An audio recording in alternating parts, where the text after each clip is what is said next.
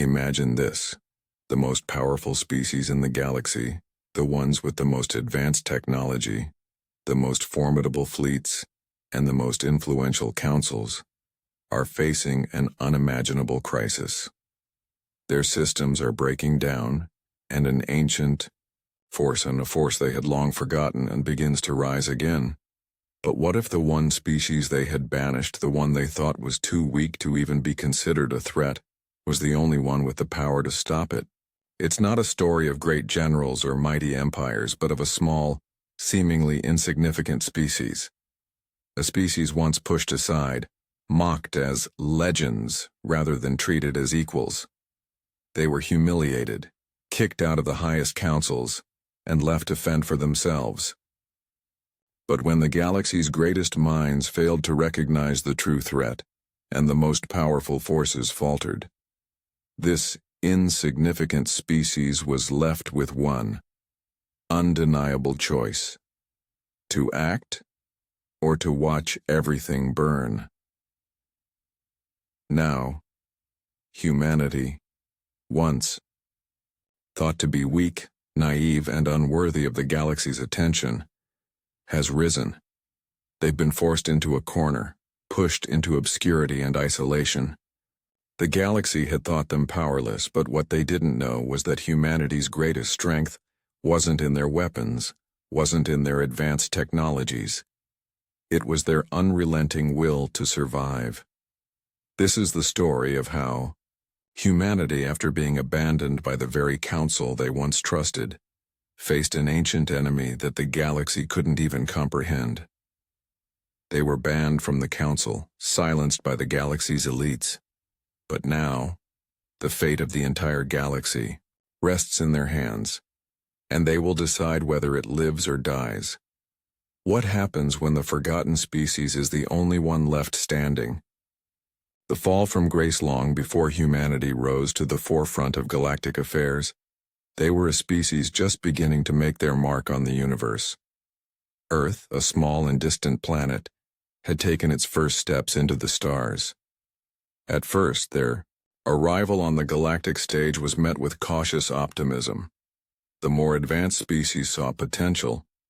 They recognized the raw energy, the innovation, and the unwavering drive humanity possessed.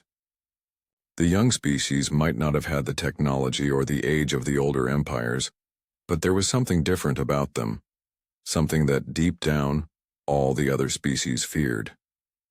Humanity wasn't afraid to take risks, to push boundaries, to fight for their survival. But as time went on, humanity's rise became a double-edged sword. Their hunger for growth and knowledge began to ruffle the feathers of the established powers. The Galactic Council, a coalition of the oldest, most powerful civilizations, began to look at humanity not as a partner, but as a threat. Humanity's willingness to act, to challenge the status quo, began to make the leaders of the Council uneasy. The problem wasn't that humanity was too weak. It was that they were too unpredictable. Humanity's actions were driven by emotions, a deep desire for progress and a relentless will to survive, regardless of the consequences. And that made the established species nervous. They had been around for millennia.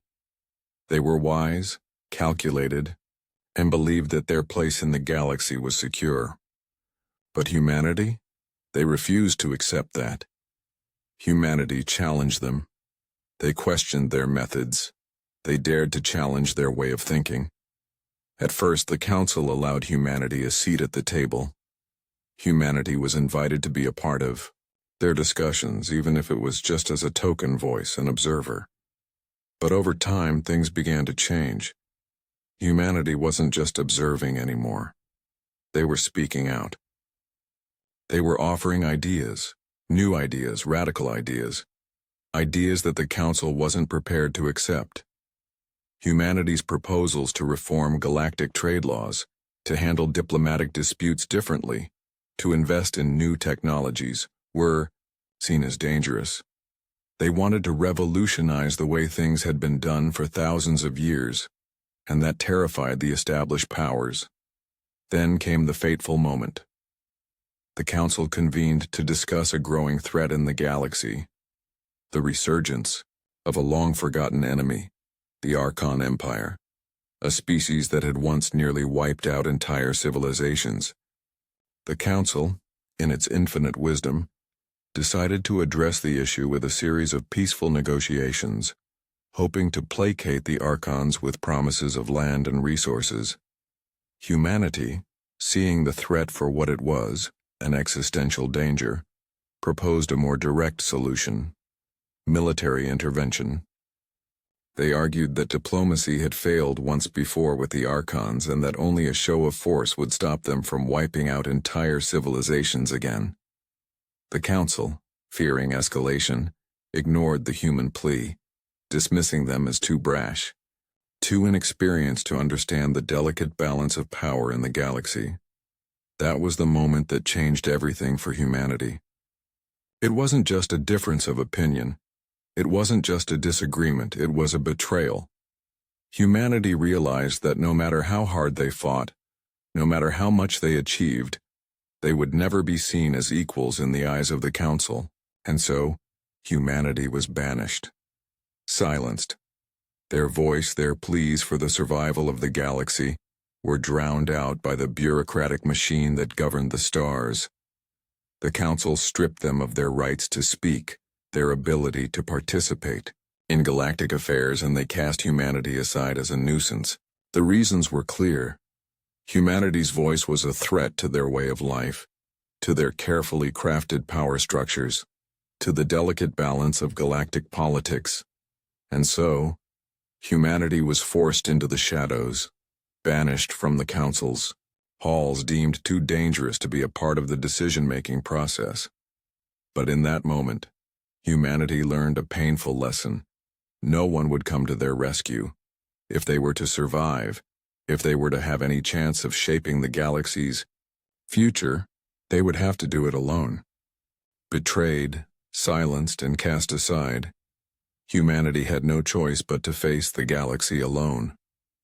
But that's when something extraordinary happened. Instead of cowering in the shadow of the Council's rejection, humanity rallied. It wasn't just about survival anymore. It was about making a statement.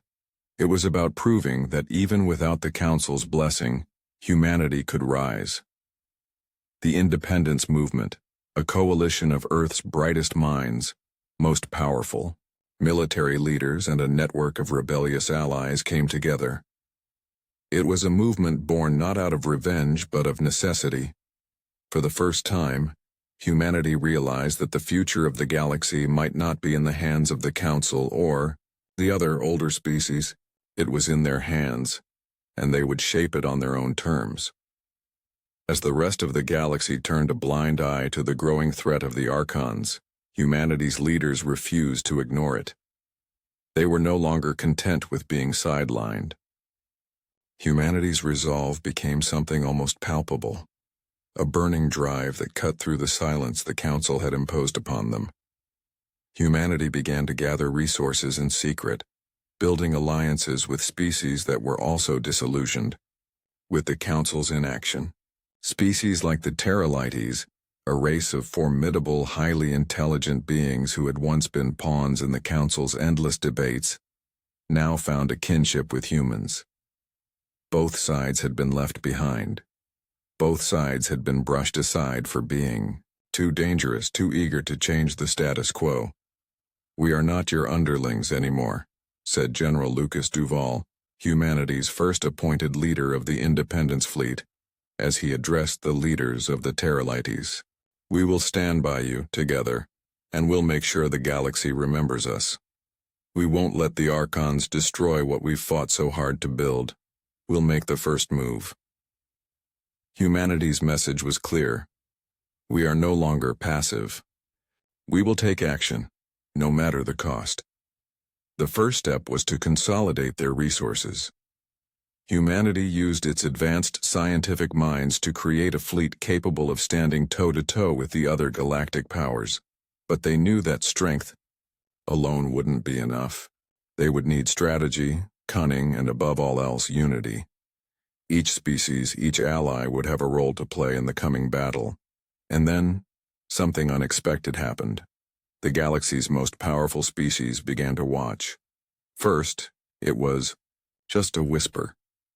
A rumor that spread across distant worlds, finding its way into the council chambers. Humanity, the species they had discarded, had begun to organize, and that terrified them. The council, once content to leave humanity in the dust, now saw them as a genuine threat. Their sudden movement, their boldness, caught the attention of the galaxy's elites. As humanity's fleet grew stronger, the council began to feel the pressure mounting. There was no longer the sense of security they had once held over the galaxy. The Archons, too, began to take note, and for the first time in centuries, humanity was no longer an afterthought in the eyes of the galaxy. They were becoming a power that had to be reckoned with. On Earth, President Sofia Mendoza addressed the world, sending a message to the entire galaxy. Humanity is no longer a spectator. We are no longer waiting for someone else to fight our battles. The galaxy is at a crossroads, and we, the Forgotten Ones, will now decide its future. We are not the weaklings you thought we were. We are the force that will stand between the galaxy's survival and its downfall. We will not be ignored. Her words ignited a fire within humanity, and across the planets and colonies, people of all backgrounds, from scientists to soldiers, from politicians to civilians, joined the cause. They weren't just defending their home. They were fighting for the galaxy itself, and the message was loud and clear. Humanity was a force to be reckoned with, and they would fight for their place in the universe. The Independence Fleet was now humanity's last hope, but it was a hope that no longer rested on the Council's approval. They would fight the Archons not because they were asked to, but because they had been abandoned, and now they would decide the fate of the galaxy. The galactic threat as humanity's fleet took shape. The galaxy's attention turned to the growing storm on the horizon. The Archons, once believed to be nothing more than a terrifying myth, were reawakening. The galaxy's peace, fragile as it was teetering on the edge of collapse. The Archons were not just another enemy to be conquered. They were an ancient force, a species whose power and ruthlessness had once brought the galaxy to its knees. Ages ago they had been driven into the furthest reaches of space, their empire crumbling under the weight of a coalition of species. But now they had returned, their ancient ships and weapons of unimaginable power far surpassing anything the galaxy had seen before. For the Galactic Council, the Archons were a distant threat, a problem for another day. But for humanity, it was a problem that could no longer be ignored. The Archons weren't waiting for the Council to act. They had already begun their invasion, and with every passing day, their strength grew. Entire systems were falling to their might. Whole planets left desolate as the Archons advanced relentlessly. At first, the Council's reaction was one of hesitation. They convened meeting after meeting, discussing the possibilities, weighing their options, and debating endlessly. They were used to control, to diplomacy, to slow, calculated actions. But the Archons didn't care for negotiations. They didn't wait for permission to act. Their fleet was moving at full force, and the Council was running out of time. Humanity, however, wasn't bound by the same bureaucratic paralysis. The day the Archons launched their first attack on the Outer Rim planets, humanity made its move. They had been waiting, watching, and preparing for this moment, and now they were ready to act. Without the Council's approval or their slow deliberations, humanity was moving fast, setting their course straight for the heart of the invasion. In the vastness of space, beyond the Council's influence, humanity's Independence Fleet was the only force capable of mounting a real defense against the Archons. A mix of human ingenuity and alien allies, united by their shared goals. The fleet was small but nimble, fast and powerful, able to strike the Archons where they least expected. General Lucas Duval, the seasoned leader of the Independence Fleet, stood on the bridge of the Eagle, humanity's most advanced warship. His fingers gripped the controls as the ship's systems hummed to life. He could feel the weight of the galaxy on his shoulders, but he didn't hesitate. The Archons were coming, and humanity's time to act had arrived. "We may not have the numbers," General Duval said to his crew, "but we have something they don't. We have the will to win. We have the determination to fight back, and we will make them regret underestimating us." It was a battle of desperation. Humanity's allies, the Terralites, the Krenari, and other oppressed species, all rallied together under the banner of freedom. The Council had ignored them, dismissed them as insignificant. But now, they were the only ones who could stop the Archons. As the first Archon fleets approached the human-held colonies at the edge of the galaxy, the Independence Fleet moved into position. Humanity's ships were smaller, faster, and more adaptable than the Archons' massive warships. They used their size to their advantage, executing hit-and-run tactics, laying traps, and luring the Archons into situations where their overwhelming power would be neutralized. Despite their ingenuity, however, the Archons' technology was unlike anything humanity had ever faced. Their ships seemed to bend the very laws of physics. They could phase in and out of visibility, manipulate gravitational fields, and disrupt time itself. Their weapons were devastating, capable of wiping out entire fleets in a single shot. The first battle between humanity and the Archons was a brutal one. The Independence Fleet engaged in a fierce space battle just beyond the atmosphere of a small moon. The Archons unleashed their full force, a brutal display of firepower and sheer destruction. The humans fought valiantly, but their ships were overwhelmed by the Archons' raw might. "We can't keep up," Lieutenant Mara, the Eagle's chief strategist, said, as she watched the Archon ships slice through the human fleet. "We're being outgunned. We need a way to disable their ships or we're finished." General Duval didn't flinch. He knew they couldn't win this battle head-on. But he also knew something that the Archons didn't. Humanity's strength wasn't in their ships. It was in their minds. With a new, bold strategy in place, Duval ordered the fleet to scatter and confuse the Archons. The human ships split up, using the cover of nearby asteroid fields and nebulae to outmaneuver their larger, slower enemies. They set traps, explosive decoys designed to disorient and confuse the Archon sensors.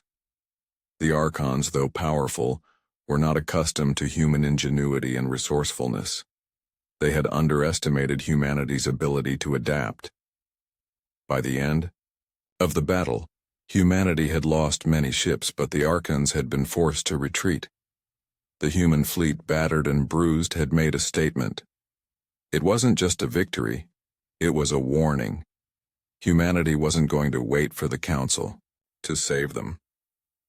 They were going to fight for themselves. The Archons had seen humanity's resolve, and for the first time in centuries they hesitated. For the first time in a long time, they knew that their invasion might not be as easy as they had thought. The battle for the galaxy. The Archons had retreated, but humanity knew the fight was far from over. Their first victory was not a definitive one. It was simply a signal, a declaration that humanity would not stand idly by while the galaxy was threatened by an ancient power. But humanity's move had shaken the galaxy to its core. The Archons had tasted human resolve, and now they were preparing for their retaliation. Humanity's limited victory had sparked a fierce resolve in the hearts of their enemies. This was no longer a war of mere diplomacy or strategic battles. This was a war for the future of the galaxy. The Archons began massing their forces at the galaxy's core, planning an all-out assault on the heart of humanity's resistance. The Independence Fleet, though resilient, knew that they couldn't defeat the Archons with just quick strikes and guerrilla tactics. It was time for a final confrontation. A battle that would determine not only humanity's future, but the future of every species that had allied with them. General Lucas Duval, standing on the command deck of the Eagle, stared at the holographic map of the galaxy.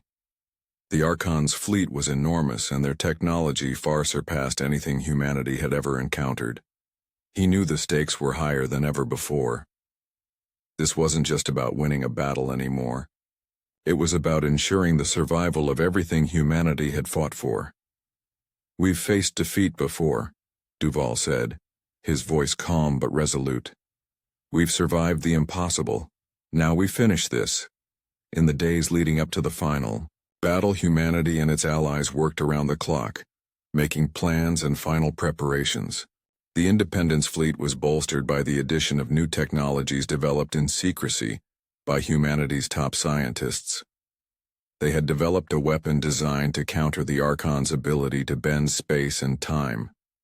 This new technology, AI, gravity disruptor, would target the Archon's ships, destabilizing their gravitational fields and preventing them from warping space to their advantage.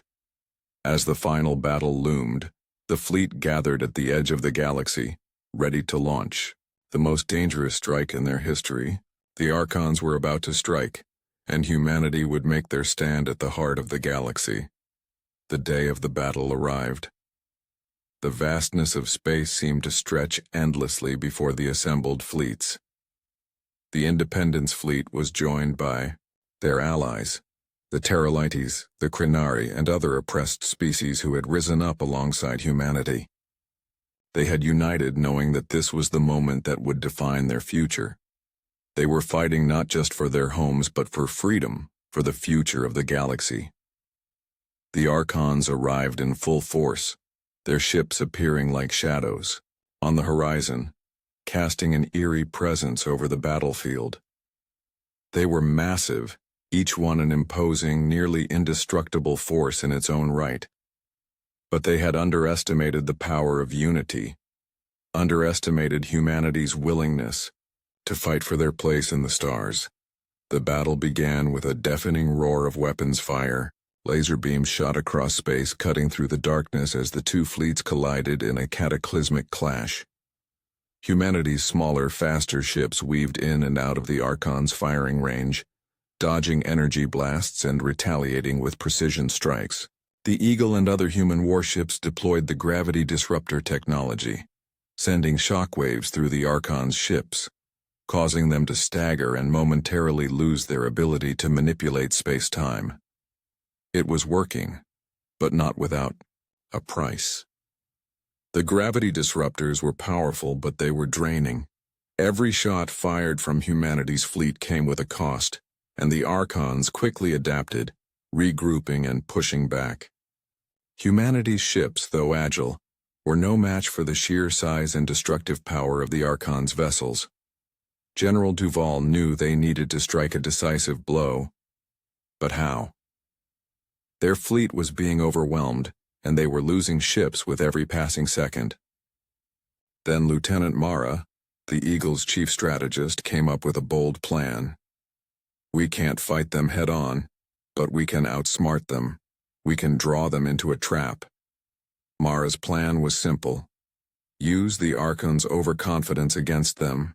The Independence fleet would feign retreat, luring the Archons into a vulnerable position.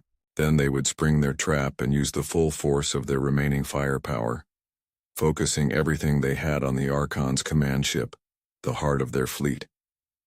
"We only get one shot at this," Duval said, eyes locked onto Mara's.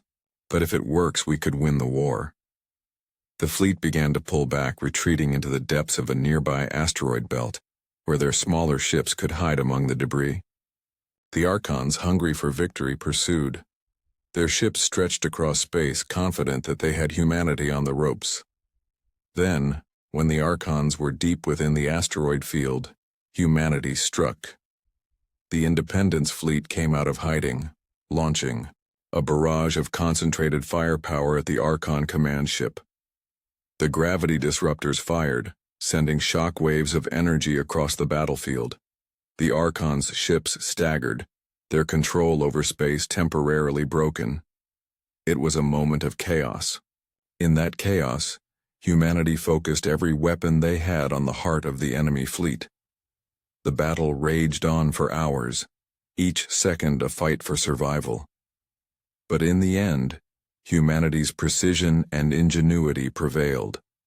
The Archon's command ship was destroyed in a massive explosion that sent shockwaves through the remaining fleet. Without leadership, the Archon's forces began to break apart. The Independence fleet, battered but unbowed, pressed on, finishing what they had started.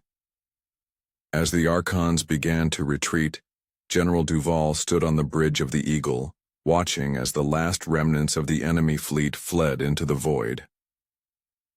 Humanity had won, not just the battle, but the war.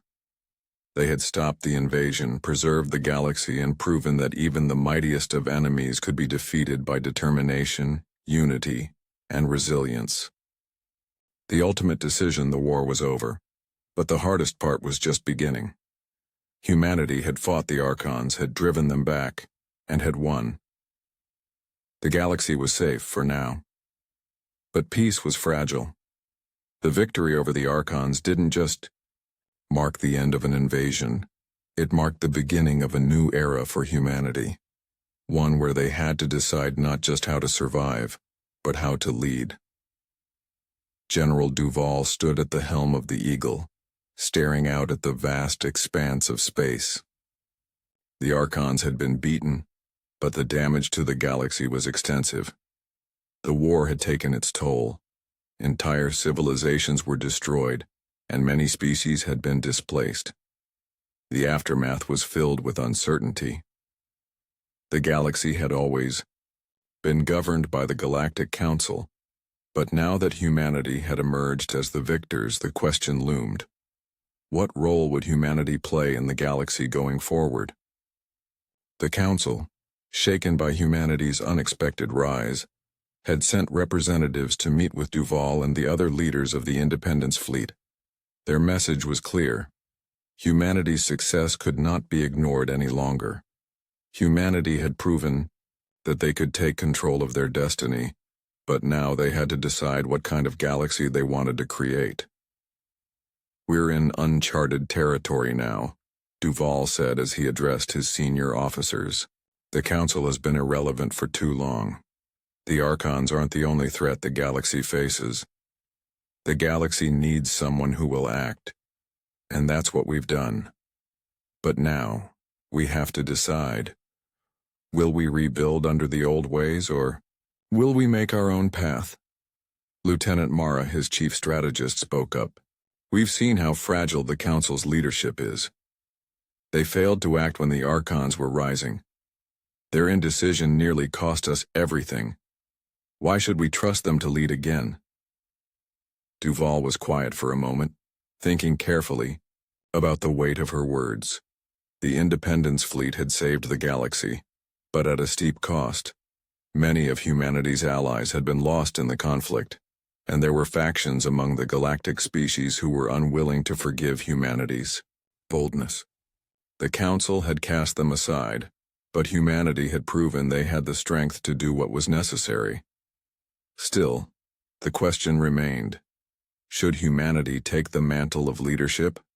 Should they govern the galaxy, or would they follow the established powers and risk being sidelined once again? "This isn't just about taking control, it's about creating something better," Duval said finally. "The galaxy is at a crossroads.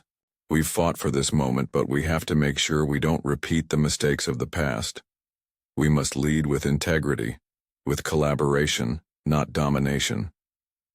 The debate raged on for days, with representatives from every corner of the galaxy arguing about humanity's place in the galaxy.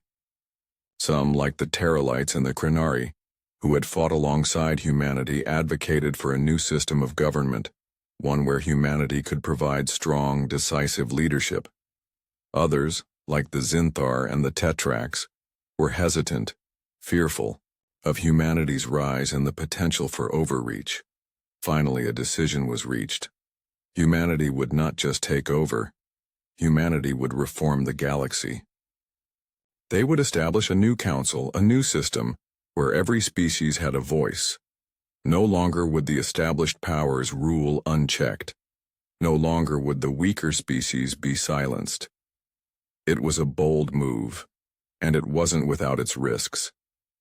The council would need to be dismantled, and a new governing body would need to be established. Humanity would not be the sole leaders, but they would play a central role in ensuring that the galaxy's future was shaped by cooperation, not by the old ways of corruption and fear. The first order of business was the Galactic Reform Summit, a historic gathering that would determine the future structure of galactic governance. Species that had once been ignored, that had been considered too small or too insignificant to matter, now had a seat at the table. The Terralites, the Crinari, and even the once ostracized species like the Dracorians, all of them would now have a voice in the galaxy's future. "We've won the war," President Sofia Mendoza, leader of humanity, declared as she stood before the assembly of galactic leaders. "But we've also learned something even more important. The strength of the galaxy lies in its unity, its diversity, and its shared will to protect the future. We are not going to recreate the same mistakes that have caused so much suffering. We will create a new path, a path that is fair, just, and built on the foundation of respect." Mendoza's words resonated through the chamber. The old guard, the ones who had once rejected humanity, now sat in silence. Humanity had proven their strength, but more than that, they had proven their ability to think beyond their own survival and strive for a better future for all species. The final decision was a historic one, the formation of the Galactic Unity Council, where no species would be excluded. Humanity would be the guiding force, but they would lead in partnership with the other civilizations. A system of checks and balances would ensure that no one species could dominate again. The days of the Council's stagnation and fear were over. As Duval stood beside Mendoza, watching the assembly dissolve into conversation, he couldn't help but feel a sense of pride. Humanity had not only survived the unimaginable, but they had risen above their past. They had fought for a future not just for themselves, but for everyone. The decision wasn't easy, and the road ahead would be filled with challenges. But humanity had proven that they could handle anything the galaxy threw their way. They had been cast aside, dismissed as nothing more than a nuisance, but now they stood at the helm of a new era. The galaxy would be shaped by humanity's hand, but not in the way anyone had expected. A new era. Humanity's legacy. The decision had been made. The Galactic Unity Council was born from the ashes of the old power structures, and the galaxy was now on a new path. A path defined by cooperation, fairness, and the recognition that no one species was above another. But that was just the beginning. Humanity had proven they could defeat the invaders, but now they had to prove that they could lead with wisdom and integrity.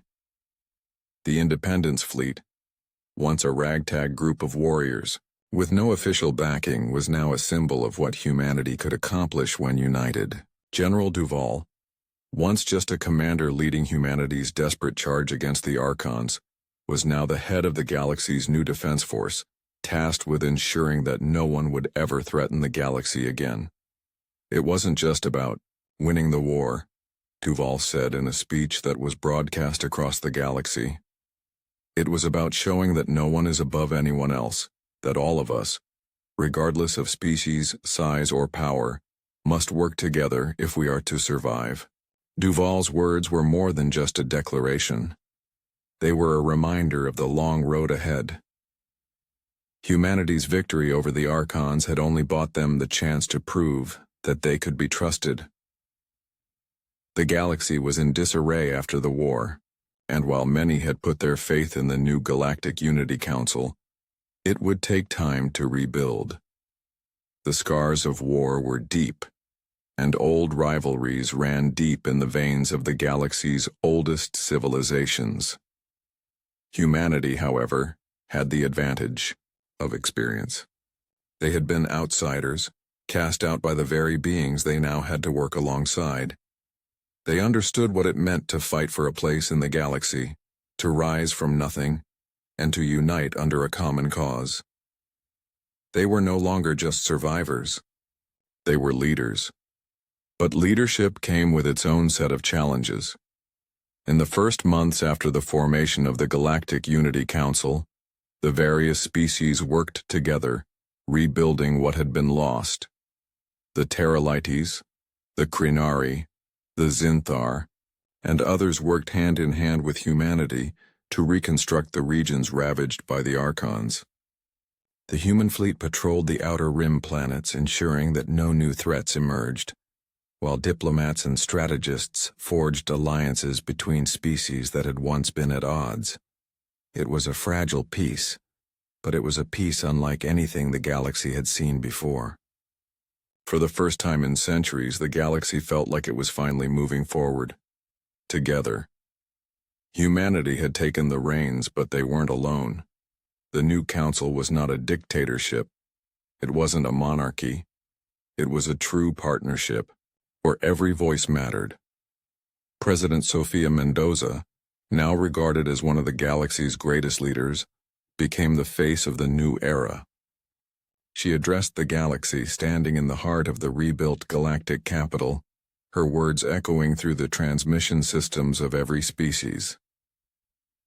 Today, we step into the future, not as separate species, not as divided nations, but as one united galaxy. We will not be defined by our differences but by our shared vision. Together, we will build a new galaxy, one where every species, no matter their size or strength, has a voice. Where the past mistakes of greed and domination will never define us again.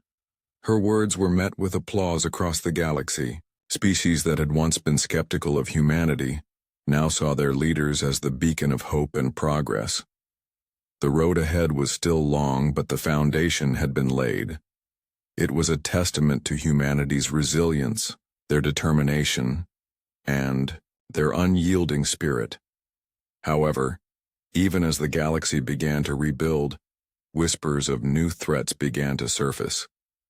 Though the Archons were defeated, their war machines had left behind an unsettling presence. Rogue factions, survivors of the Archon Empire, scattered throughout the galaxy, began to make their moves. Some wanted revenge. Others sought to take advantage of the power vacuum left by the Archon's retreat. Humanity, now the de facto leaders of the galaxy, found themselves in a new battle. This time, a battle not against one enemy, but against the scattered remnants of the past. General Duval, understanding that the threat of future conflict was always just beyond the horizon, prepared his forces for the new challenge. The Independence Fleet now had more purpose than ever before, to protect the new galaxy, to ensure that humanity's victory wasn't just a fleeting moment in time, but the beginning of a lasting legacy. What we've done can never be undone, Duval said to his officers as they strategized for the coming months. But we have to be vigilant. The galaxy is fragile. It will always be under threat. From inside, from outside, and from forces we can't yet see. But we will protect it because we've earned our place. We are not just survivors, we are guardians. Humanity had learned from the past. They had learned that in the face of overwhelming power, unity was the key to survival. They had learned that, no matter how far they were pushed, no matter how dark the galaxy seemed, their will to survive would always lead them back to the light. And as humanity looked to the future, their legacy was set. They had proven that no matter how small a species was, no matter how young, they could rise to meet any challenge. The galaxy was a vast place, filled with countless species, each with their own histories and struggles. But humanity had carved their place in it, and they would defend it with everything they had. The road ahead, the dust had settled, and the galaxy stood on the cusp of a new age. The Archons had been defeated, the Galactic Unity Council was in place, and humanity had proven, without a doubt, that it could shape the galaxy's destiny. But the victory, hard-earned and hard-fought, was only the beginning. The true test was yet to come. Humanity, the underdog, the species that had once been overlooked, had proven that they could rise to the occasion. But could they hold on to the galaxy they had saved?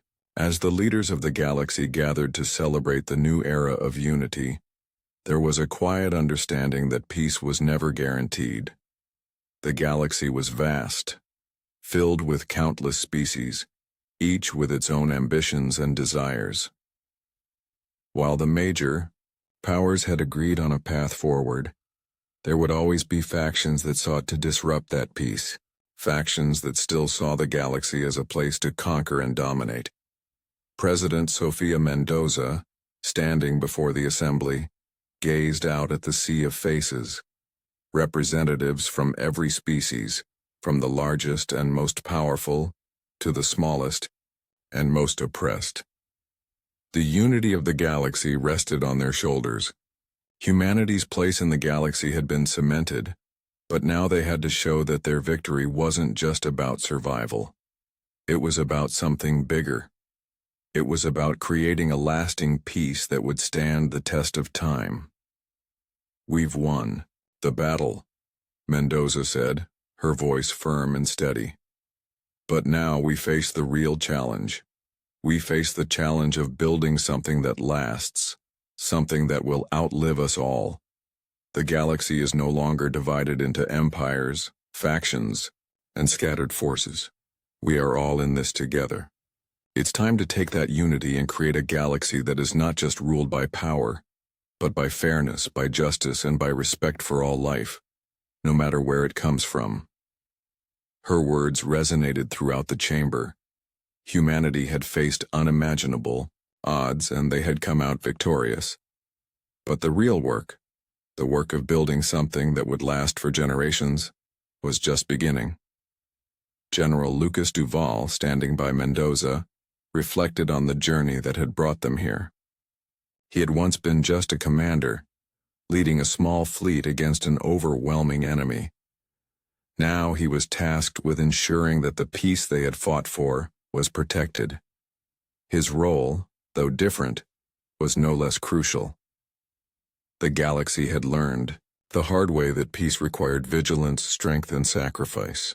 Humanity's leadership, forged in the fires of war, was now tested by the challenge of maintaining that peace.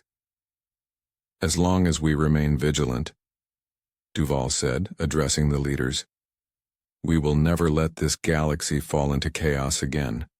We've seen what happens when we let division and distrust fester. We've seen the cost of inaction. Now, we must ensure that the future we've built isn't just one of survival, but one of hope. We will protect it, not just with our ships or our weapons, but with our hearts." Humanity had taken its place among the stars, but now they had to prove they were worthy of it. The galaxy, now united in purpose, was poised to enter a new age of cooperation. The scars of war were still fresh, and the galaxy would need time to heal. But for the first time in history, every species was united by a common goal: peace, security, and the future of the galaxy. The road ahead was uncertain, but humanity's place in it was no longer in question. They had been rejected, cast aside, and underestimated. But through every trial, humanity had risen, and in doing so they had earned the respect of the galaxy. The stars, once so distant and foreign, now felt like home.